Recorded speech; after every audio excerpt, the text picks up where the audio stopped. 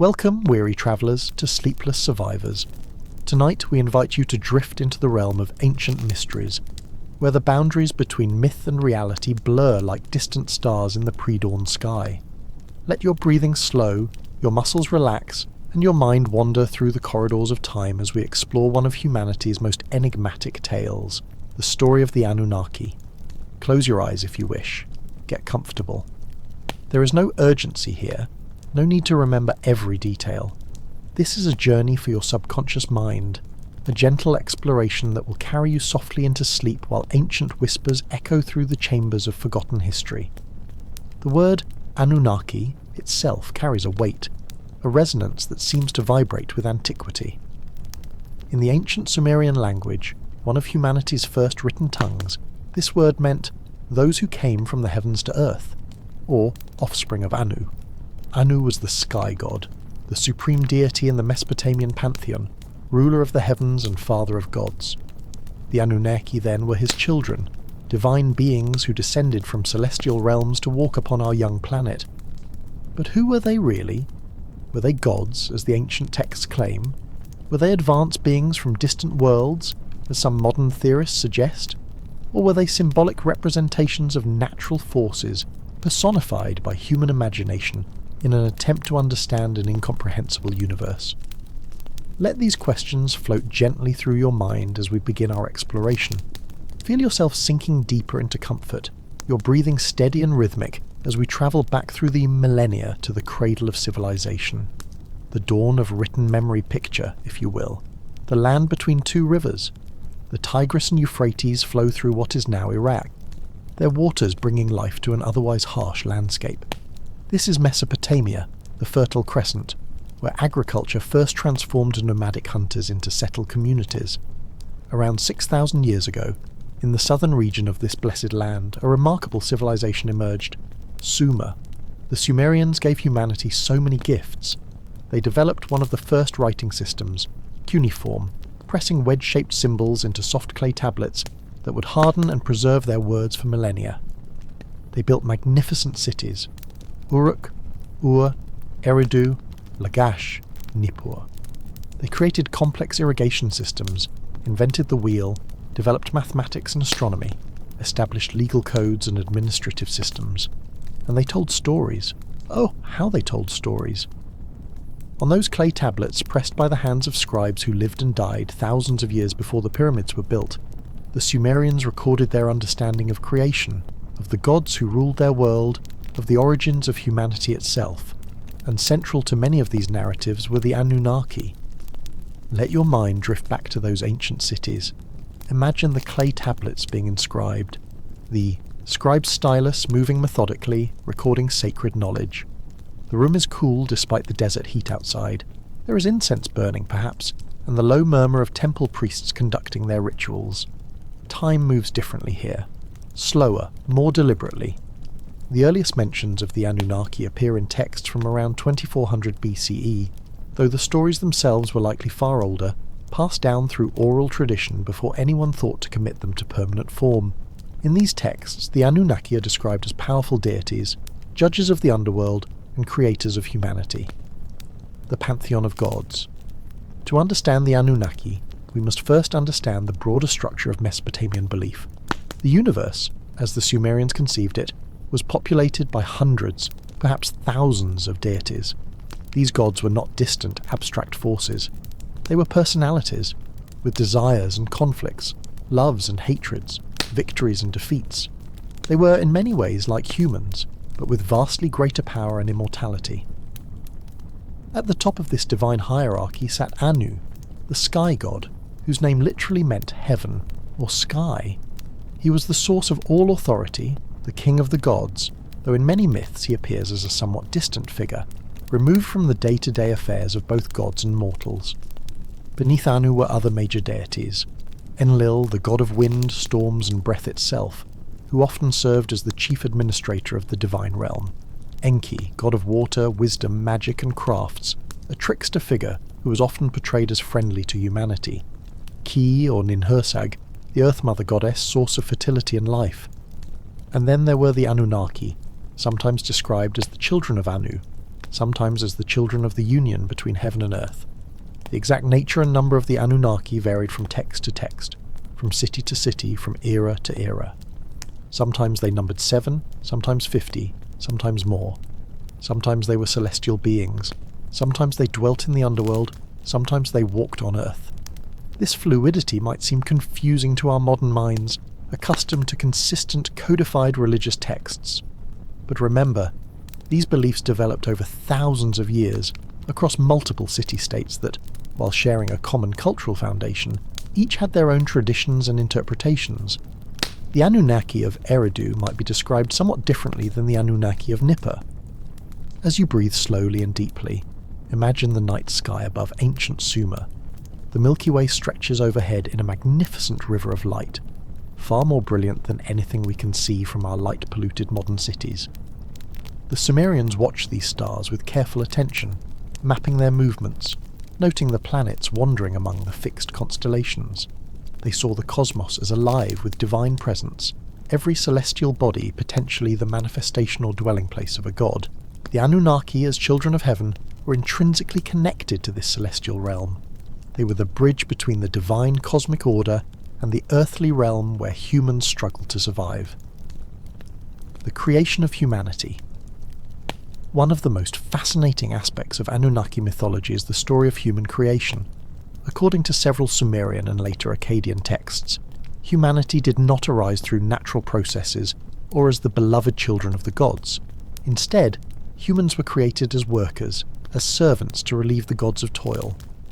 The most complete version of this story comes from the Akkadian text known as the Atrahasis, which dates to around 1700 BCE, though it draws on much older Sumerian sources. Let the story unfold in your mind like a dream. In the beginning, the gods themselves had to work. The Anunnaki toiled, digging channels for rivers, dredging canals, performing all the labour necessary to maintain the world. This went on for 40 years, then 80 years, then longer. The work was hard, endless, and even gods grew weary. Finally, the lesser gods, the Igigi, revolted. They could not bear the burden any longer. They burned their tools and marched upon the palace of Enlil, chief among the gods, demanding relief from their endless labour. The great gods convened a council. What were they to do? The work had to be done, the world had to be maintained, but the gods would no longer do it themselves. It was Enki, the wise god of water and magic, who proposed a solution. They would create a new being, a primitive worker, who would take on the burden of labour. They would create humanity. The goddess Ninhursag, with Enki's assistance, began the process. According to some versions, they took clay from the earth and mixed it with the blood of a sacrificed god, one of the rebels who had led the uprising of the Igigi. From this mixture of earth and divine essence, the first humans were fashioned. Other versions give different details. Some say that 14 pieces of clay were formed, 7 male and 7 female, and placed in the wombs of 14 goddesses to gestate. Some say that the goddess herself moulded each human carefully, placing within each one a spark of divine intelligence, a ghost or spirit that would allow these clay creatures to think and work effectively. But the purpose was consistent across versions. Humans were created to serve the gods, to perform the labour that the gods themselves no longer wished to do. We were workers in the divine garden, farmers of the gods' fields, builders of their temples. This might seem like a bleak origin story, and yet there is something strangely liberating about it too. The Sumerians saw work not as a punishment for sin, as in some later traditions, but as the fundamental purpose of human existence. We were built for this. Our hands were designed to shape clay and stone, to plant seeds and harvest grain, to build and create. There was a kind of dignity in that, a sense that human labour, however humble, was cosmically significant. As you lie here, feeling the weight of your body against the surface beneath you, imagine those first humans opening their eyes for the first time. They saw a world that was both wondrous and harsh, beautiful and demanding. And somewhere above or beyond or within that world, the Anunnaki watched their creation with satisfaction. The burden had been lifted. The work would continue. The cosmic order would be maintained. The Anunnaki on Earth. As the myths continue, we learn that the Anunnaki did not remain distant from their creation. According to many texts, they descended to Earth, walked among humans, even intermingled with them. They built great cities and established kingship, teaching humans the arts of civilization. The ancient Sumerian king list, a text that purports to catalogue every ruler of Sumer from the beginning of time, begins with a fascinating statement. After the kingship descended from heaven, the kingship was in Eridu. Kingship itself was a divine gift, brought to earth by the gods. The first kings were said to have reigns of impossible length, tens of thousands of years, suggesting they were not entirely human, or perhaps that time itself was measured differently in those early eons. Some texts describe the Anunnaki establishing 7 great cities, each with its own divine patron, each a centre of learning and power. Eridu, the oldest, was the city of Enki, god of wisdom. Batibira was a centre of metalworking. Larak, Sipar, Shurupak, each city had its own character, its own contribution to civilization. In these cities, the Anunnaki taught humans the skills they would need: agriculture and irrigation, writing and mathematics, astronomy and timekeeping, music and art, law and governance. Everything that separates civilization from barbarism, the Anunnaki provided, or so the stories claim. But the relationship between gods and humans was not always smooth. The Anunnaki could be demanding, even cruel. Humans were expected to provide for the gods through offerings and sacrifices, to build and maintain their temples, to observe the proper rituals and festivals. Failure to please the gods could result in disaster, drought, flood, plague, invasion. Yet there were also gods who showed genuine care for humanity. Enki, in particular, was often portrayed as humanity's protector, intervening on our behalf when other gods grew angry or destructive. It was Enki who warned the human king Ziusudra of the coming flood, giving him instructions to build a boat and save himself, his family, and representatives of all living things. This flood story should sound familiar. It appears in the Sumerian Eridu Genesis, in the Akkadian Atrahasis, an epic of Gilgamesh, and much later in the biblical story of Noah. The details vary, but the core narrative remains consistent.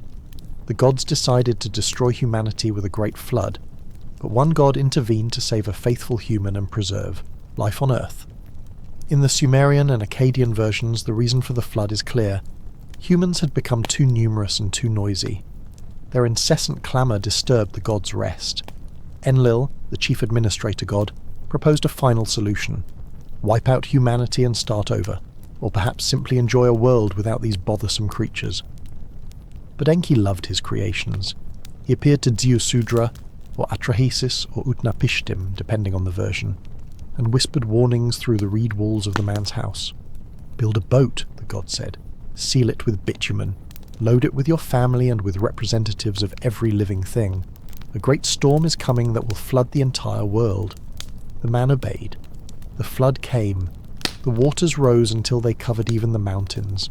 The Anunnaki themselves retreated to the highest reaches of heaven, cowering before the awesome destructive power that had been unleashed. According to some texts, the gods regretted their decision as they watched from above, realizing that without humans to provide offerings and maintain the temples, they would have no sustenance. When the waters finally receded, and the boat came to rest on a mountain peak, the survivor made a sacrifice to the gods. The Anunnaki, hungry after their long fast, gathered like flies around the offering. They were forced to acknowledge that they needed humanity as much as humanity needed them. A new covenant was established. Humans would continue to exist, would continue to serve the gods, but the relationship would be more balanced, more reciprocal. Let this ancient flood drift through your consciousness like water, washing away tension, carrying you deeper into relaxation. The story has been told and retold countless times over the millennia, each culture adapting it to their own understanding, but the core remains: destruction and renewal, catastrophe and covenant, the end of one world and the beginning of another. The descent to the underworld. The Anunnaki were not only gods of heaven and earth. In some texts, particularly later ones, they were described as judges of the underworld, presiding over the realm of the dead. This connection to the underworld adds another dimension to their character, making them arbiters of ultimate justice, witnesses to the final judgment of every human soul. The most famous story connecting the Anunnaki to the underworld is the descent of Inanna, or Ishtar in the Akkadian version. Inanna was the goddess of love, beauty, fertility, and war. a complex, multifaceted deity who embodied both creation and destruction. She decided to descend to the underworld, the domain of her sister Ereshkigal, perhaps to expand her power, perhaps out of simple curiosity.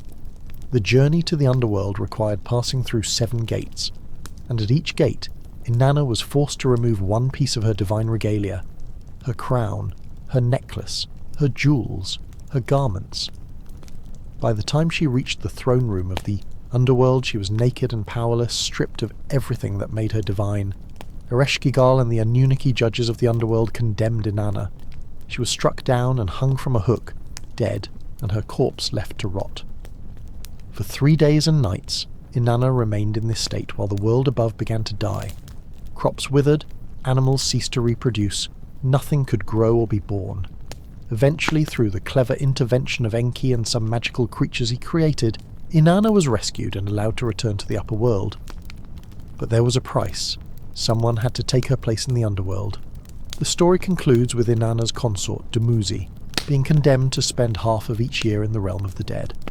This myth, like so many ancient stories, operates on multiple levels. On the surface, it's an adventure, a tale of descent and return, death and resurrection. On a deeper level, it explains the seasons. Dumuzi's time in the underworld corresponds to the hot, dry summer when vegetation dies, while his return marks the cooler, wetter seasons when plants can grow again. But for our purposes, what's significant is the role of the Anunnaki as judges. They sit in the underworld, observing, weighing, rendering verdicts. They are not simply powerful beings who created humanity and taught us civilization.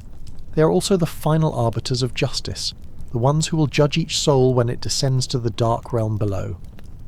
This judicial role adds a moral dimension to the Anunnaki that might not be immediately apparent in the creation stories. They are not just concerned with whether humans do the work and make the offerings. They care about right and wrong, about justice and truth. They maintain not only the physical order of the cosmos, but its moral order as well. As you breathe slowly and deeply, feel yourself descending like Inanna through layers of consciousness, each breath taking you through another gate, stripping away the concerns of the day, the worries and tensions, until you are approaching that liminal space between waking and sleeping, where dreams begin to weave themselves from the threads of memory and imagination. The Anunnaki in later texts.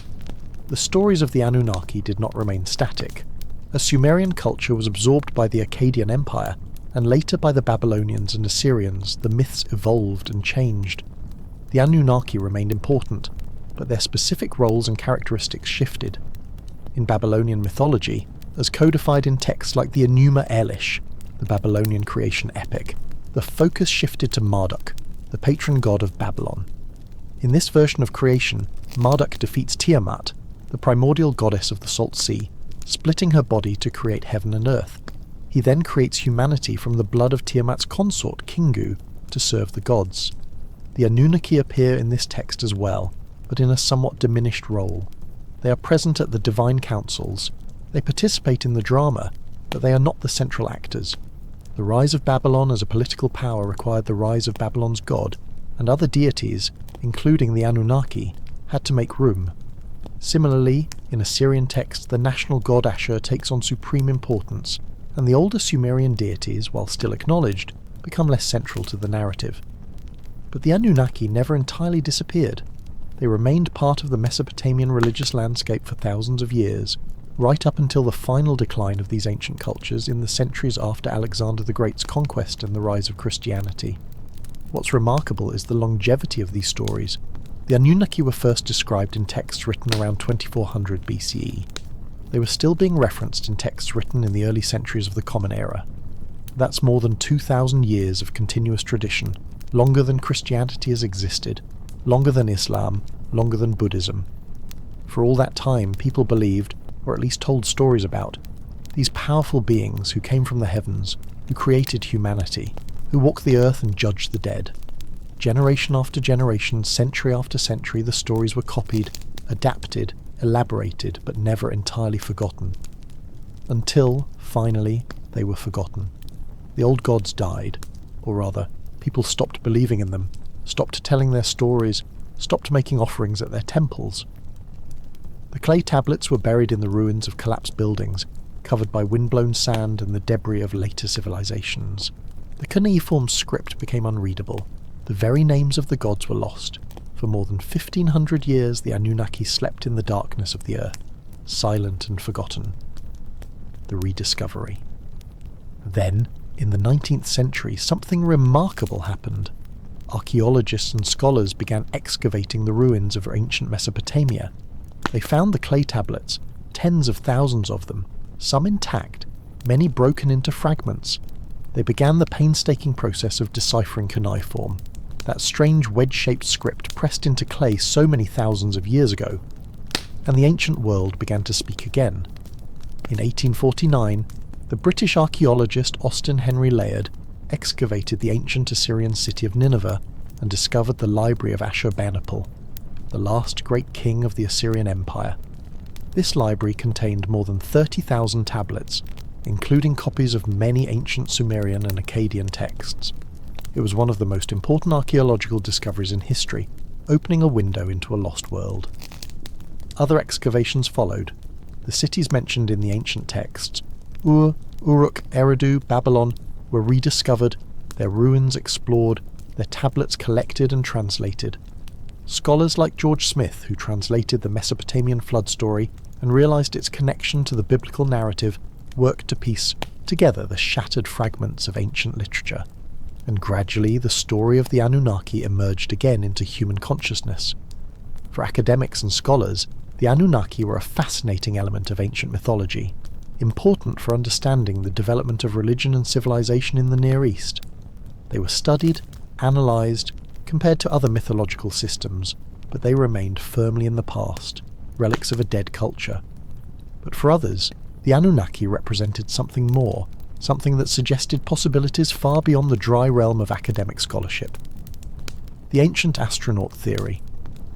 In 1976, a writer named Zecharia Sitchin published a book called The 12th Planet, the first in a series that would eventually be known as the Earth Chronicles.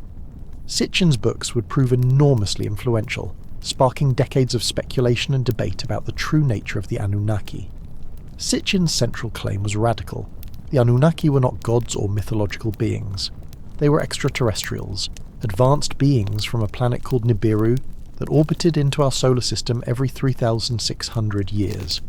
According to Sitchin's interpretation of the ancient texts, these beings came to Earth approximately 450,000 years ago in search of gold, which they needed to repair their planet's atmosphere.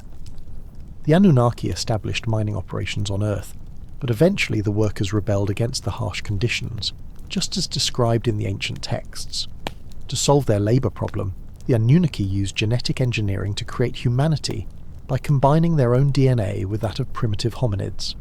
We are, according to this theory, a hybrid species, part terrestrial and part extraterrestrial. Sitchin claimed that many of the stories in ancient Mesopotamian texts were not mythology, but historical accounts of actual events, encoded in symbolic language. The battles between gods were wars between different factions of Anunnaki. The flood was a real catastrophe, perhaps caused by the gravitational effects of Nibiru passing close to Earth. The teaching of civilization was literal, alien beings instructing primitive humans in agriculture, writing, mathematics, and astronomy. Let yourself drift with these ideas, neither accepting nor rejecting them, simply allowing them to float through your consciousness like clouds across a twilight sky. Whether true or false, they represent humanity's eternal fascination with our origins, our place in the cosmos, our relationship with the unknown. Sitchin's theories were not entirely original. The idea that ancient myths might contain memories of contact with extraterrestrials had been proposed by earlier writers, including Erich von Däniken, whose 1968 book Chariots of the Gods popularized the ancient astronaut theory. But Sitchin's work was more detailed, more focused on specific texts and translations, and as a result, more compelling to many readers. His book sold millions of copies. They inspired television shows, documentaries, and countless online discussions. They created a framework through which many people began to view not just Mesopotamian mythology, but ancient history in general. Pyramids, Stonehenge, the Nazca Lines, ancient Indian texts describing flying machines. All of these were reinterpreted through the lens of ancient alien contact. The Anunnaki, those ancient Sumerian deities, became celebrities in the world of alternative history and fringe archaeology. They were discussed on radio shows and conspiracy theory websites, depicted in science fiction novels and movies, invoked to explain everything from human genetics to modern UFO sightings. The scholarly response. It's important to note that Sitchin's theories have been thoroughly rejected by the academic community. Scholars of ancient Mesopotamian languages and cultures have pointed out numerous problems with his translations and interpretations. Sitchin claimed to have translated the text himself, working from the original cuneiform. However, experts in Sumerian and Akkadian languages have found his translations to be highly inaccurate. He mistranslated words, ignored grammatical structures, and imposed meanings onto texts that simply aren't there in the original. For example, Sitchin translated the Sumerian word Anunnaki as those who from heaven to earth came, emphasizing the idea of descent from space. But scholars point out that the actual meaning is closer to princely offspring, or offspring of Anu, with no specific implication of space travel. Sitchin also claimed that the Sumerians knew of 12 planets in the solar system, including Nibiru, and that ancient texts describe Nibiru's orbit and its effects on Earth. Astronomers and planetary scientists have found no evidence for such a planet, and calculations show that a planet with the orbit Sitchin described would be gravitationally unstable and could not exist for long periods of time. Furthermore, Sitchin's interpretations require ignoring the cultural and religious context in which these texts were written. The Mesopotamians were not trying to write science or history in the modern sense. They were expressing their understanding of the cosmos through myth and metaphor, trying to make sense of their world using the conceptual tools available to them. The creation of humanity from clay mixed with divine blood is a powerful poetic image expressing the idea that humans contain both earthly and divine elements, both physical and spiritual natures. It doesn't need to be a description of genetic engineering to be meaningful and profound. But let these academic critiques float away like morning mist. They are important for understanding the historical reality, but they need not disturb the dreamlike state you're entering. Truth comes in many forms, and myths can be true in ways that have nothing to do with literal factual accuracy. The enduring appeal. Why have Sitchin's theories, despite their rejection by scholars, remained so popular? Why do the Anunnaki continue to fascinate people, to inspire theories and speculation, to populate the corners of the internet where mystery and wonder still thrive? Perhaps it's because the ancient astronaut theory offers something that purely academic approaches do not. It suggests that we are not alone, that we have never been alone, that our relationship with the cosmos is more intimate and more significant than we might otherwise believe. The idea that advanced beings took an interest in primitive humanity, that they shaped our evolution and taught us the foundations of civilization, is oddly comforting. It suggests that human progress was not just a matter of blind chance, random mutation, and long ages of struggle. It suggests purpose, intention, guidance. It also offers an explanation for one of the great mysteries of archaeology, the remarkable sophistication of the earliest civilizations. Sumer appears in the historical records seemingly fully formed, with writing, mathematics, astronomy, complex government, and monumental architecture already developed. There's not much evidence of a long, gradual build-up to this level of sophistication. It's as if civilization appeared suddenly, as if someone flipped a switch and humanity leaped from the Stone Age to the Bronze Age in a historical instant. This is sometimes called the Sumerian problem, and it's a real puzzle for historians and archaeologists. The mainstream explanation is that the archaeological record is incomplete, that much of the gradual development simply hasn't been preserved or hasn't been found yet, but the absence of evidence creates a space where alternative theories can flourish. The ancient astronaut theory fills that space with a narrative that feels satisfying, that seems to explain the evidence we do have. Why did the Sumerians suddenly develop writing? Because the Anunnaki taught them. Why did they have such advanced knowledge of astronomy? Because the Anunnaki showed them the stars and explained the movements of the heavens. Why do their myths describe the gods descending from the sky? Because that's what actually happened. Is it true? Almost certainly not, at least not in the literal way Sitchin and others have claimed. But truth and meaning are not the same thing, and the Anunnaki myth, in both its ancient and modern forms, clearly means something to people. It speaks to deep human needs, the need to understand our origins, the need to feel connected to something greater than ourselves, the need to believe that our existence has purpose and significance. Variations and elaborations. Sitchin's work inspired countless others to explore and elaborate on the Anunnaki narrative. Some have claimed that the Anunnaki are still present on Earth, secretly controlling human affairs through government, finance and religion. Others suggest that they left but will return, perhaps when Nibiru once again swings through the inner solar system. Some theorists connect the Anunnaki to other ancient myths and legends. The Nephilim mentioned in the biblical book of Genesis, those mysterious beings born from the union of sons of God and daughters of men, are identified with the Anunnaki. The gods of Egypt, Greece and Rome are reinterpreted as the same beings under different names. The serpent in the Garden of Eden becomes Enki, trying to grant humans knowledge against the wishes of the more authoritarian Enlil. These elaborations create a kind of unified field theory of ancient mythology, where all the world's myths and legends are telling the same fundamental story, the story of humanity's creation and guidance by advanced extraterrestrial beings, and the eventual conflict and separation between humans and their creators. There are also darker variations of the theory.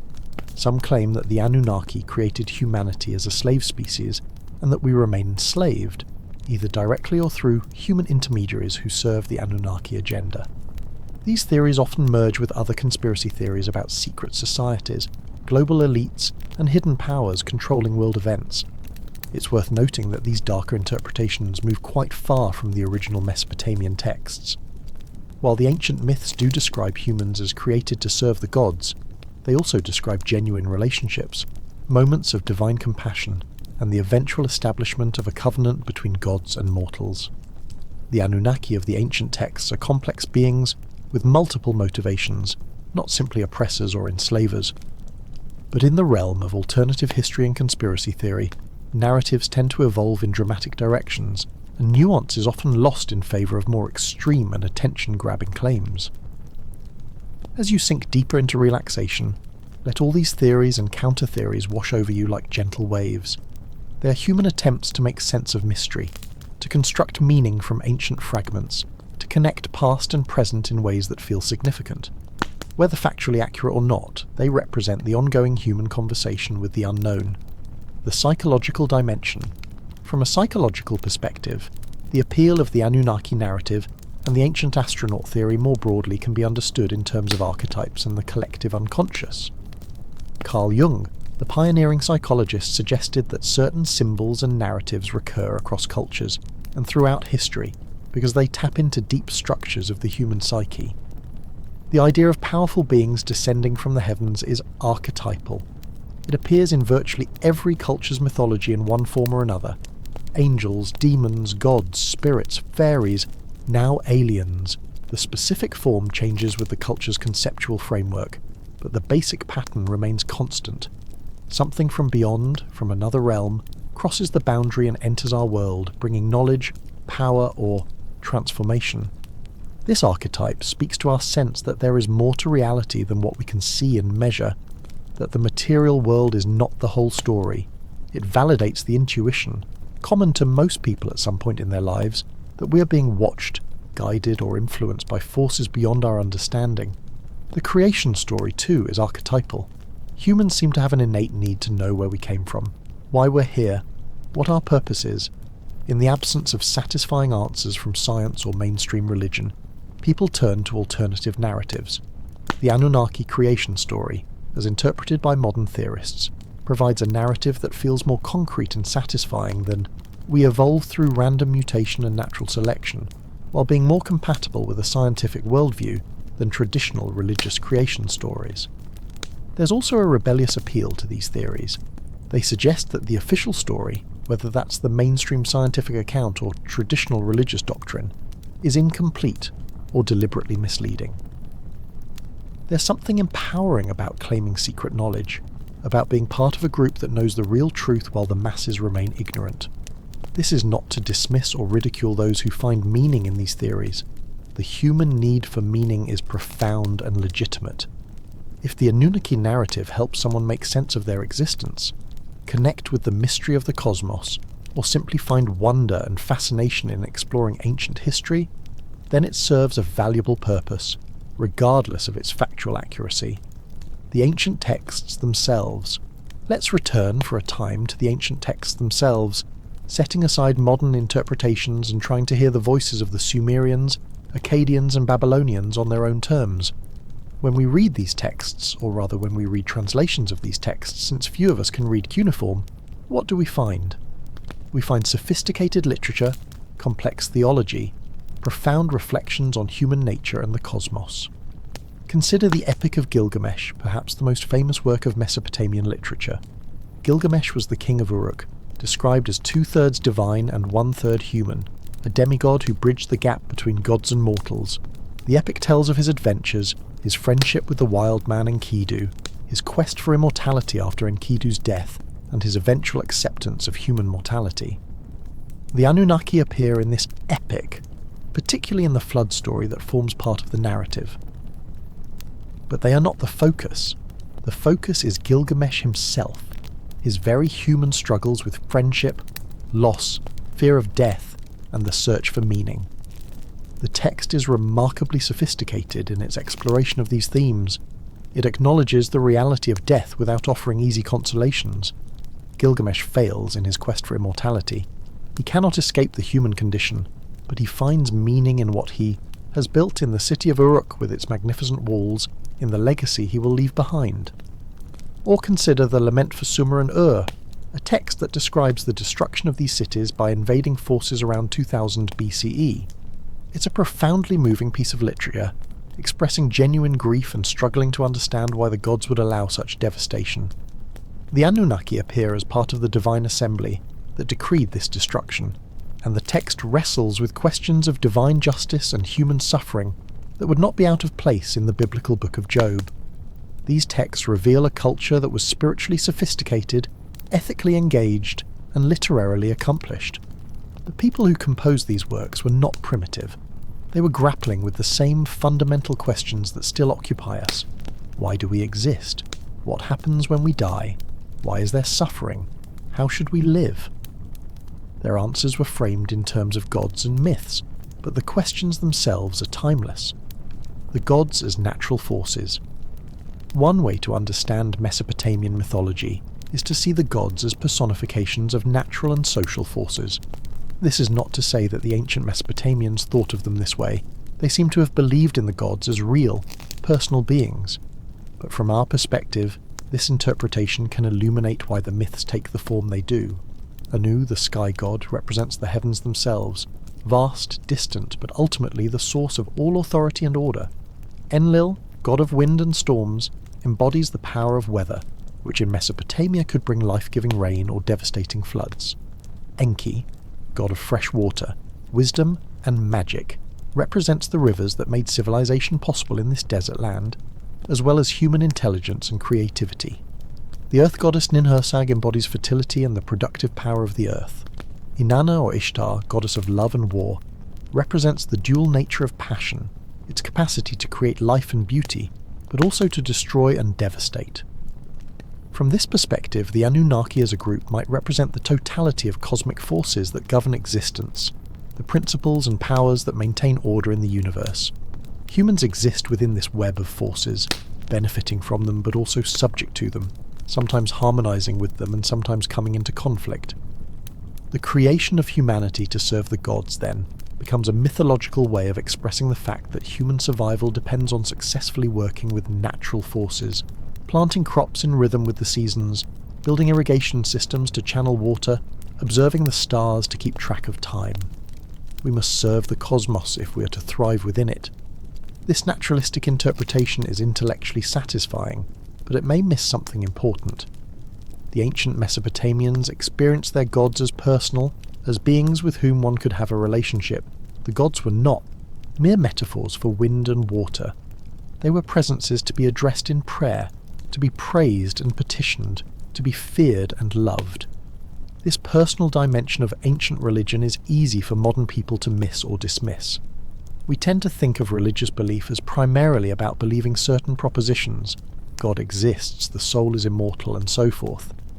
But for ancient people, religion was primarily about relationship and ritual, about maintaining proper connection with the divine powers that governed life. When a Sumerian farmer made an offering at the temple, He wasn't primarily making a metaphysical statement. He was maintaining a relationship, fulfilling an obligation, participating in the cosmic order. The gods were real to him in the way that wind and rain and the river are real, as forces that affect his life that must be acknowledged and respected. The question of contact. Let us entertain, for a moment, a thought experiment. Suppose that something like the ancient astronaut theory were true, not necessarily in the specific form proposed by Sitchin, but in some form. Suppose that ancient humans did have contact with beings more advanced than themselves, whether extraterrestrial visitors, time travellers, members of an earlier advanced terrestrial civilization, or something else entirely beyond our current categories. How would such contact be remembered and recorded? How would a Neolithic or early Bronze Age culture make sense of encounters with advanced technology and knowledge? They would have no conceptual framework for extraterrestrials or advanced technology. They would interpret what they experienced in terms of the categories available to them. Powerful beings who possessed incomprehensible knowledge and capabilities would naturally be understood as gods. Advanced vehicles would be described as divine chariots or boats. Demonstrations of technology would be remembered as miracles or magic.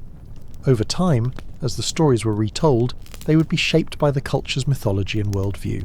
They would be integrated into existing religious narratives, embellished with symbolic and theological meanings, stripped of concrete details that no longer made sense to later generations.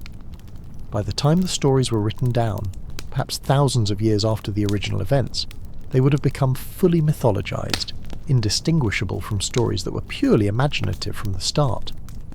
This thought experiment doesn't prove that such contact occurred. It merely suggests that if it had occurred, we might not be able to recognize it clearly in the ancient texts. The myths would look like myths, whether they encoded memories of real events or not.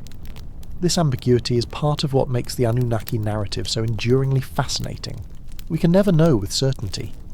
The evidence is fragmentary, open to multiple interpretations, filtered through layers of cultural transformation and linguistic translation. In this space of uncertainty, belief becomes a choice, a decision about which narrative feels more true, more meaningful, more consistent with one's own experience and intuition. As you breathe slowly, deeply, feel yourself suspended in this space of uncertainty, this liminal realm where definitive answers dissolve and multiple possibilities coexist. There is something peaceful about accepting that some questions may not have clear answers, that mystery is a permanent feature of existence. Legacy and influence. Regardless of their historical reality, the Anunnaki have left an undeniable mark on human culture, both ancient and modern. Their influence can be traced through millennia, manifesting in different forms but never entirely disappearing. In the ancient world, Mesopotamian mythology influenced the cultures that came into contact with it. The Hebrews, during their Babylonian exile, absorbed and adapted Mesopotamian stories. The flood narrative, the creation account, even the structure of the cosmos described in Genesis show clear Mesopotamian influence. The Greeks, too, were influenced by Near Eastern mythology.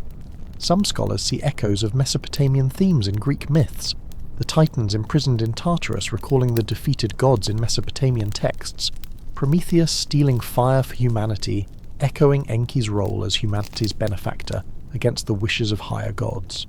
Through these channels, Mesopotamian mythology, including the Anunnaki, indirectly shaped Western religious and cultural traditions. The echoes are faint, but traceable, threads of influence running through the tapestry of human civilization. In the modern era, the Anunnaki have experienced a renaissance through popular culture. They appear in science fiction novels, comic books, television shows, and video games.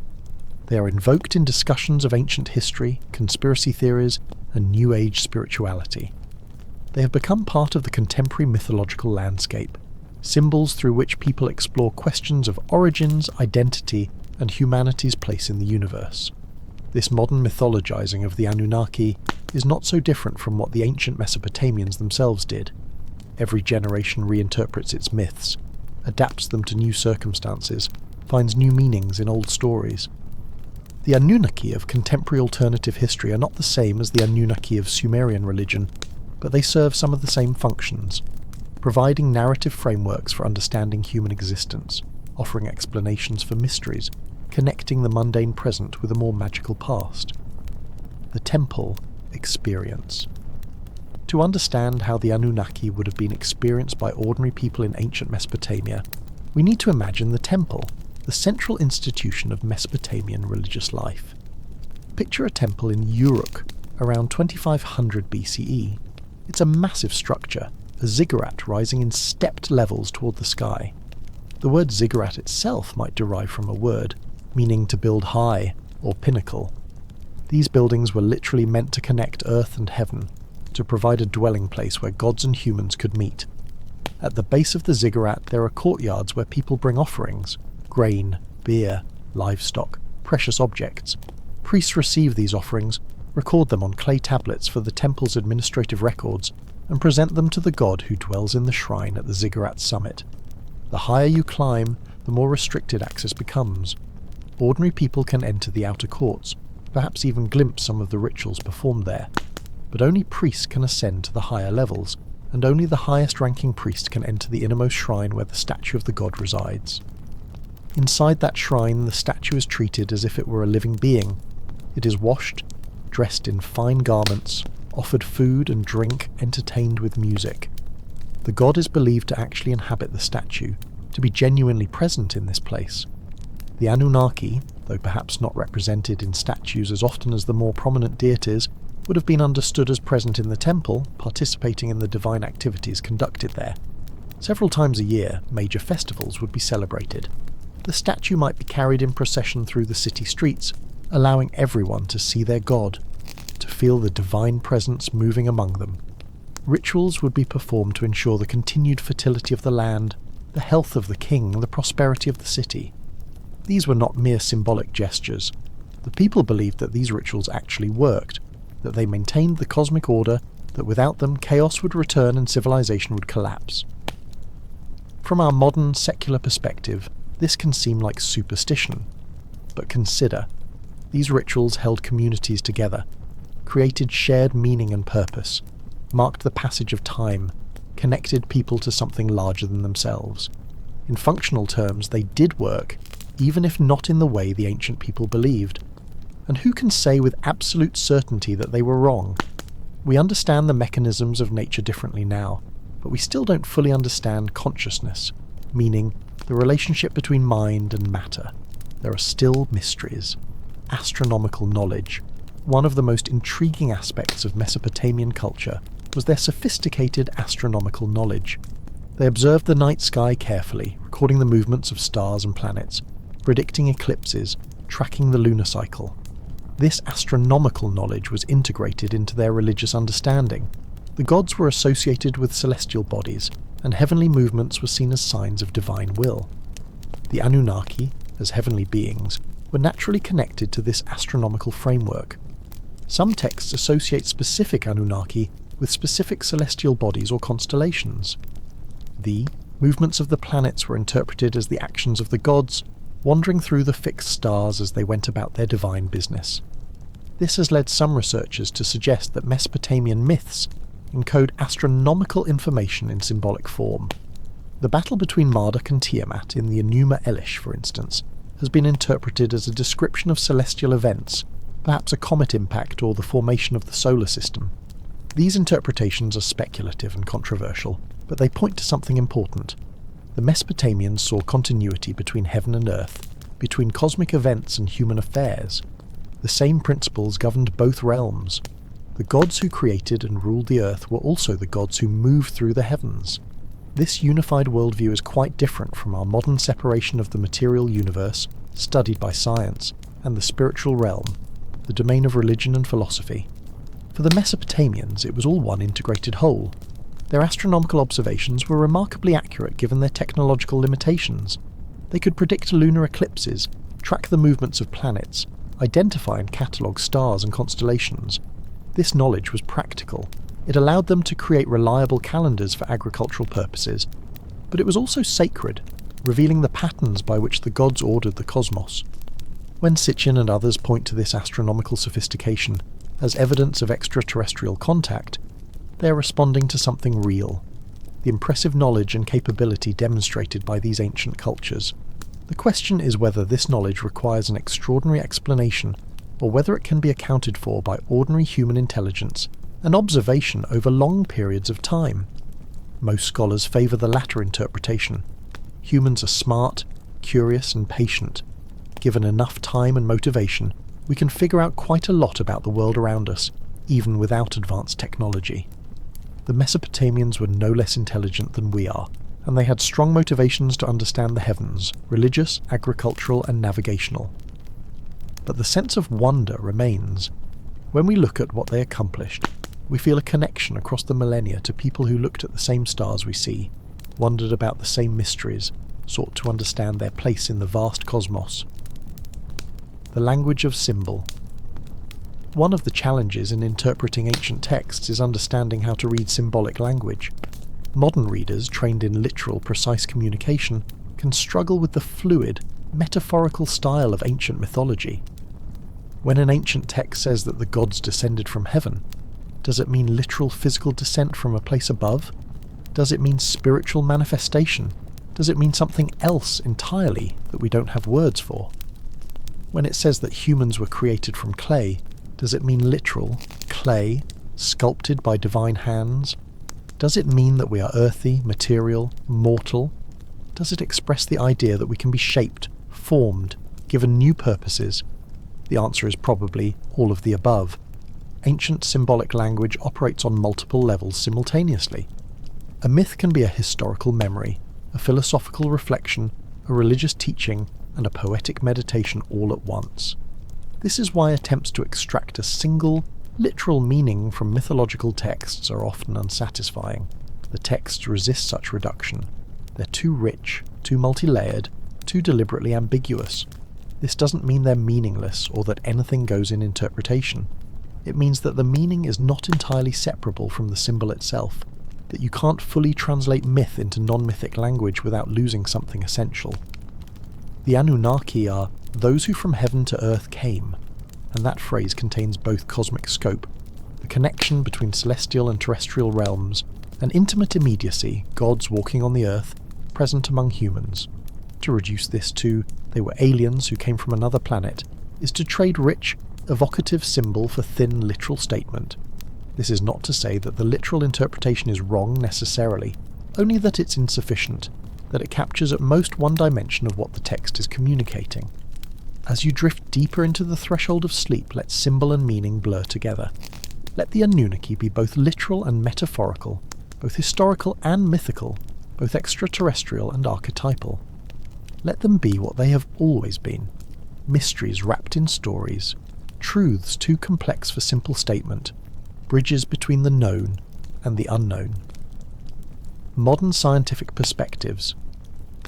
What does modern science have to say about the origins of civilization, the development of human culture, and the possibility of ancient contact with non-human intelligence? The mainstream scientific account of human history runs roughly as follows.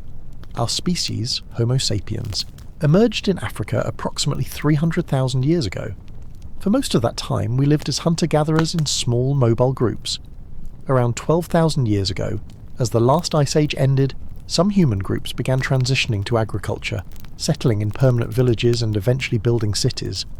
This transition happened independently in several regions: Mesopotamia, Egypt, the Indus Valley, China, Mesoamerica, and the Andes. Each region developed its own distinctive forms of civilization, though there was often contact and exchange between neighbouring regions. The rapid development of complex societies once agriculture was established is explained by the increasing complexity that comes with settled life. More people living in permanent settlements required more sophisticated organisation, which led to the development of government, writing, specialised labour, and all the other features of civilization. There's nothing in this account that requires intervention by non-human intelligences. Human intelligence, given the right circumstances and enough time, is sufficient to explain everything we see in the archaeological record. As for the possibility of ancient contact with extraterrestrials specifically, most scientists are sceptical. The distances between stars are vast, making interstellar travel extremely difficult even for advanced civilizations. While many scientists believe that life, even intelligent life, likely exists elsewhere in the universe, the probability that such life visited Earth during the specific window when humans were developing civilization seems low. However, It's worth noting that science is always open to new evidence. If compelling evidence of ancient extraterrestrial contact were discovered, artifacts that could not possibly be of human manufacture, for instance, or clear technological anomalies in the archaeological record, the scientific community would have to take such evidence seriously. So far, no such evidence has been found. The artifacts and structures that ancient astronaut theorists point to as evidence of alien intervention have all been explained by archaeologists as products of human ingenuity and labour, impressive though they are. The Sumerian problem of rapid civilization development is not really a problem from a scientific perspective.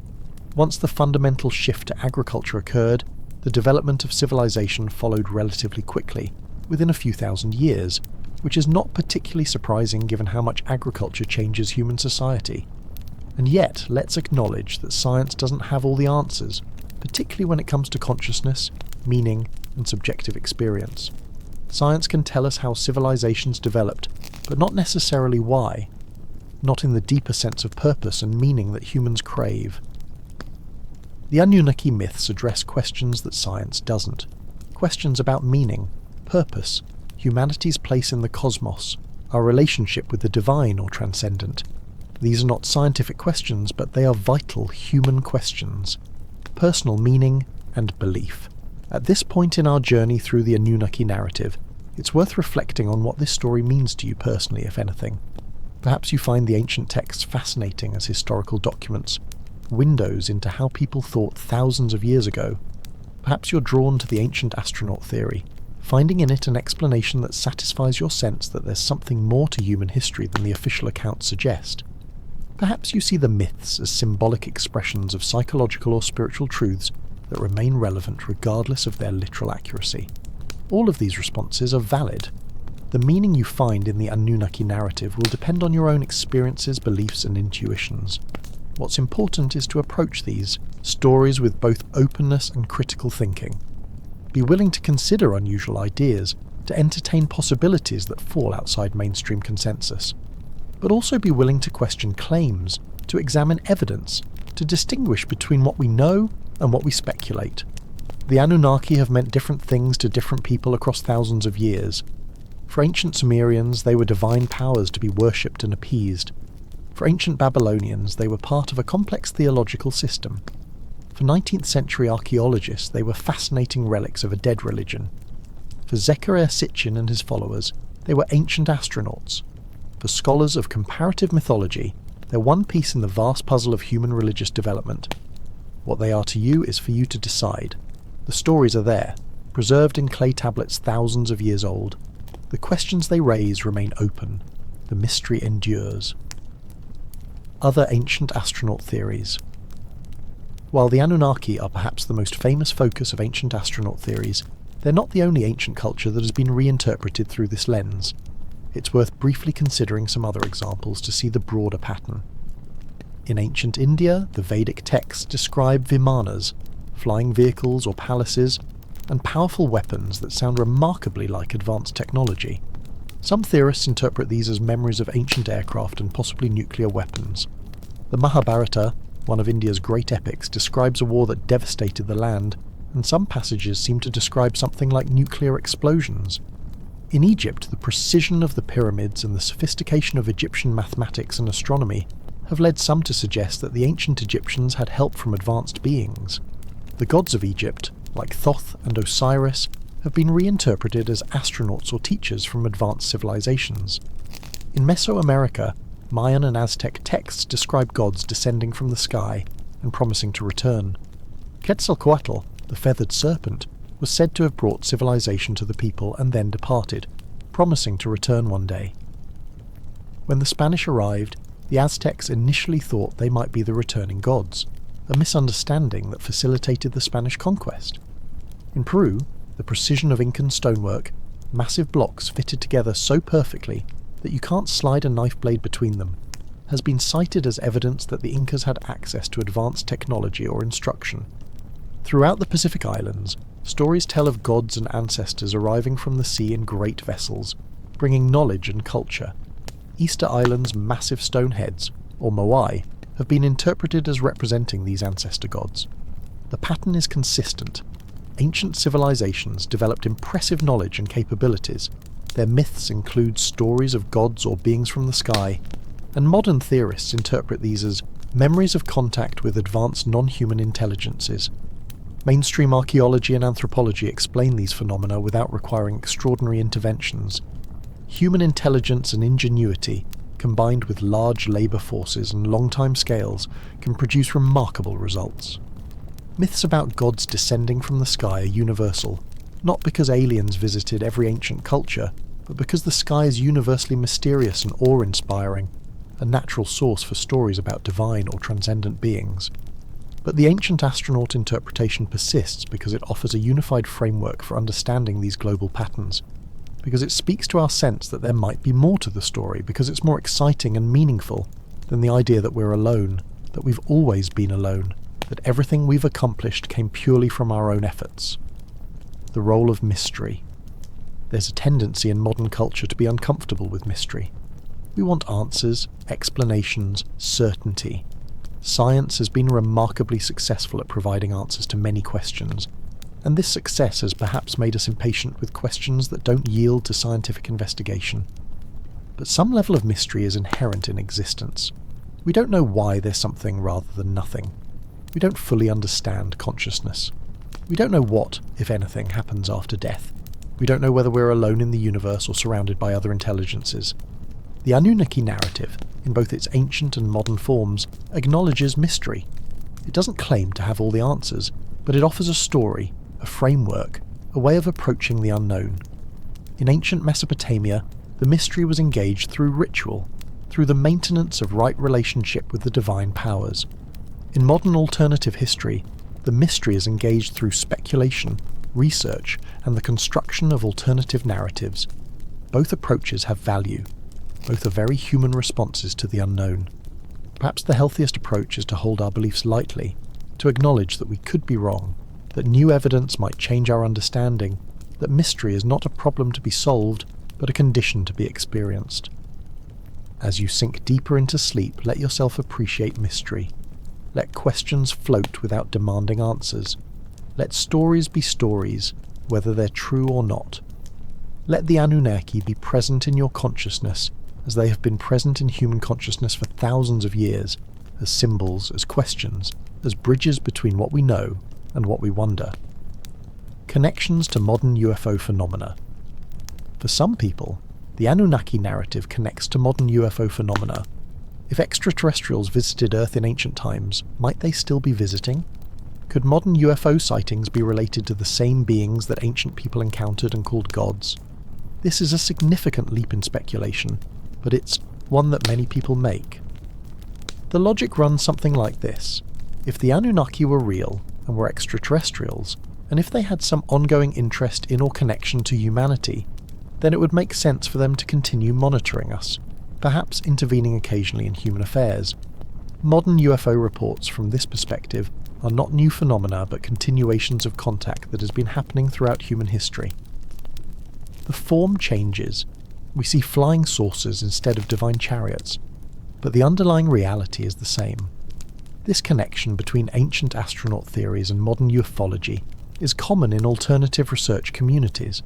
It provides a historical context for contemporary experiences and suggests that UFO encounters are not random or recent, but part of a long-standing relationship between humans and non-human intelligences. It's worth noting that the scientific and governmental view of UFOs has shifted somewhat in recent years. The US government has acknowledged that military personnel have encountered aerial phenomena that cannot be readily explained, and there are ongoing investigations into these events. However, there's still no confirmed evidence of extraterrestrial origin for these phenomena. Most scientists favour more mundane explanations: misidentified conventional aircraft, atmospheric phenomena, sensor errors, and so forth. But the investigations continue, and the possibility remains open. Whether or not modern UFOs have any connection to ancient Anunnaki, the fact that people make this connection reveals something about human psychology and our relationship with the unknown. We seek patterns, connections, explanations that tie together disparate phenomena into unified narratives. We want our experiences to make sense, to fit into a larger story. The future of the Anunnaki narrative. Where does the Anunnaki narrative go from here? Will it remain a feature of alternative history and fringe speculation, or will it continue to evolve and spread? The rise of the internet has certainly helped keep these ideas alive and growing. Online communities dedicated to ancient astronaut theories, alternative history, and related topics allow people to share information, develop theories, and connect with like-minded individuals. The Anunnaki appear regularly in podcasts, YouTube videos, online forums, and social media discussions. At the same time, there's increasing pushback from skeptics, scholars, and science communicators who argue that these theories are not supported by evidence, and that they often depend on misunderstanding or misrepresenting ancient texts and archaeological findings. The tension between these perspectives, believers and skeptics, is likely to continue. Neither side is likely to convince the other because they're operating from different epistemological foundations, different ideas about what counts as evidence and how to evaluate claims. What's perhaps most interesting is how the Anunnaki narrative continues to evolve and adapt. New variations emerge, new connections are made, the story is constantly being retold in new forms. This is what myths do. They change and grow, incorporating new elements while retaining core patterns. In this sense, the modern Anunnaki narrative is not so different from the ancient one. The ancient Sumerians adapted earlier traditions, the Akkadians adapted Sumerian myths, the Babylonians adapted Akkadian texts, and so on.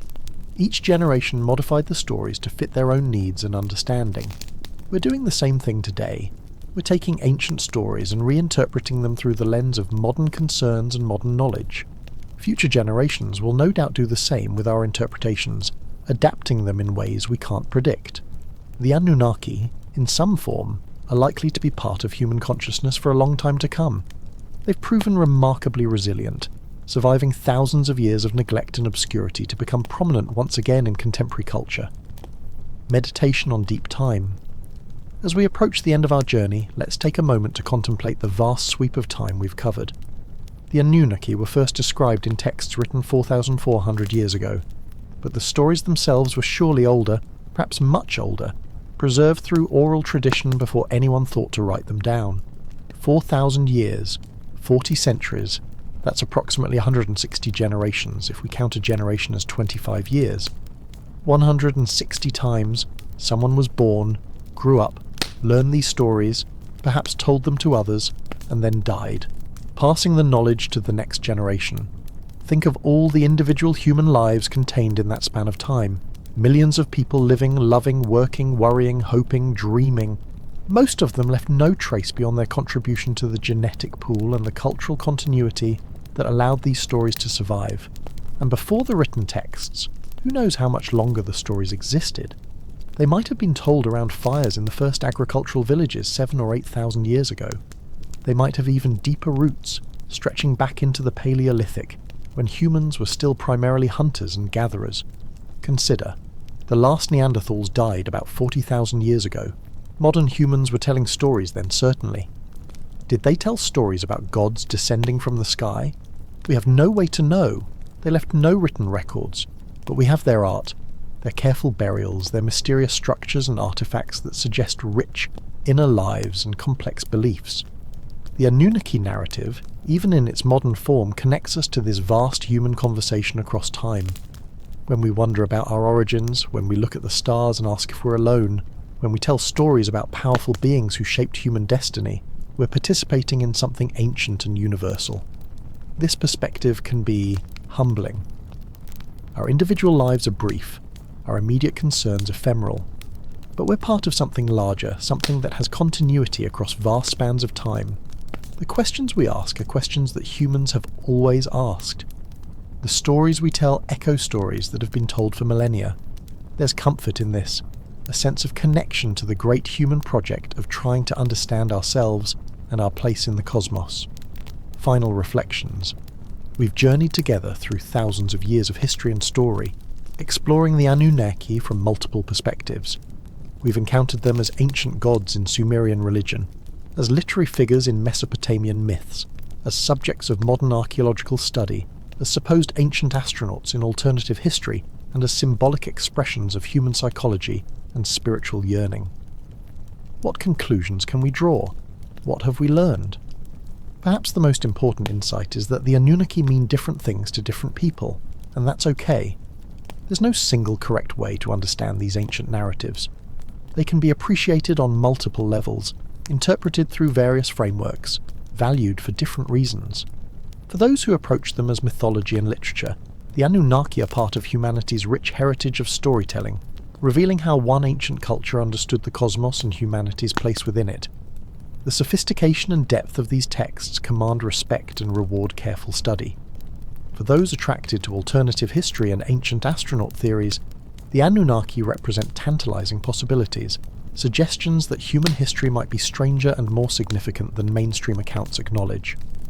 While these theories remain speculative and unproven, they speak to real human needs for meaning and connection. For those interested in psychology and symbolism, the Anunnaki function as archetypes, universal patterns that recur across cultures and throughout history because they represent deep structures of human consciousness. They help us understand ourselves and our relationship with the unknown. All of these perspectives have value. All of them illuminate different aspects of the human experience. The Anunnaki are rich enough, multi-layered enough, to support multiple interpretations without being exhausted by any single one. What matters most, perhaps, is that we approach these ancient stories with both respect and critical thinking, with openness to mystery and commitment to evidence, with imagination tempered by reason. The Anunnaki emerge from the clay tablets of ancient Mesopotamia to capture modern imagination, and they continue to evolve in human consciousness. They are part of the ongoing human conversation with the unknown, the eternal, the transcendent.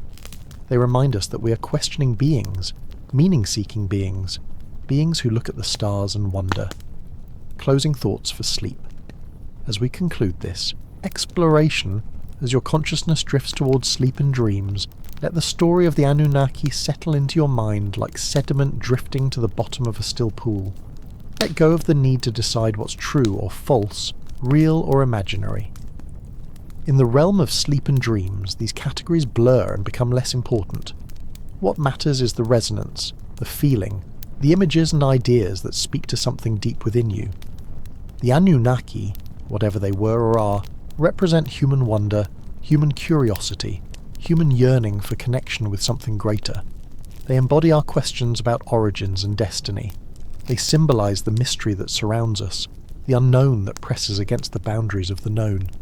As ancient peoples looked up at the night sky and imagined gods descending to earth, so we look up and imagine distant worlds, other civilizations, possibilities beyond our current understanding. The form changes, but the fundamental impulse remains the same. We are not satisfied with a small, closed, fully explained universe. We want more. We want mystery. We want wonder. And that's beautiful. That yearning is part of what makes us human. So sleep now, weary traveller. Let your breathing deepen and slow. Let your muscles relax completely. Let your mind drift free from its moorings, floating in the space between waking and sleeping, between conscious thought and dream. The Anunnaki are there in that space, as they have always been. Not as literal beings, perhaps, but as symbols, as questions, as bridges to the unknown. They walk through your dreams as they walk through the dreams of ancient Sumerians, connecting you to that long human conversation across time. Sleep deeply, sleep peacefully. The ancient mysteries can wait. The questions will still be there tomorrow. For now, just rest. The stars wheel overhead as they have for billions of years. The earth turns beneath you. You're held in the vast cradle of existence, connected to everything that has been and everything that will be. The Anunnaki watch from wherever they watch from. Heaven, distant planets, the collective unconscious, or the realm of pure myth, and perhaps they are satisfied. Another generation has heard their story. Another mind has touched the mystery they represent. Sleep now, dream deeply. Let the ancient stories carry you into the peaceful darkness where all stories merge into one, where all questions find their rest, where consciousness dissolves into the great undifferentiated wholeness from which it emerged. The Anunnaki shaped human history, whether literally or symbolically, whether as gods, aliens, or archetypes. And now they shape your dreams. Good night, sleepless survivors. May you find the peace that has eluded you. May ancient wisdom guide you into restful slumber. May you wake renewed, carrying with you whatever meaning these stories hold for your journey. Sleep well. This has been Sleepless Survivors. Thank you for listening, and good night.